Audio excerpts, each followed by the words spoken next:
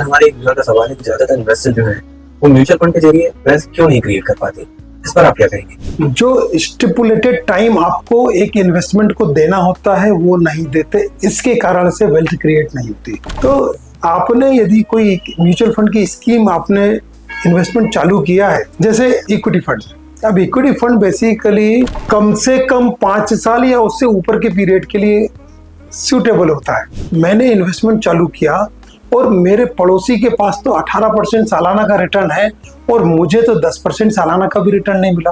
वो जो फंड था 1 साल पहले इन्वेस्टमेंट किया था उसका रिटर्न आपको 5% सालाना आया, लेकिन आपका पड़ोसी तो पिछले 10 साल से उसमें इन्वेस्टमेंट करता चला आ रहा है, उसको रिटर्न मिल रहा है 18% सालाना का, तो उसमें गलत क्या है? इन्वेस्टमेंट का रिटर्न आपका इतना, स्कीम का रिटर्न इतना, तो आप भी इस इतने रिटर्न को पाने के हकदार हो, बशर्ते उसका एक थंब रूल फॉलो करो। उस एसेट क्लास का परफॉर्मेंस का या उस फंड का परफॉर्मेंस का टाइम होराइजन एक्चुअली होना क्या चाहिए, ये आपको पहले से पता होना चाहिए।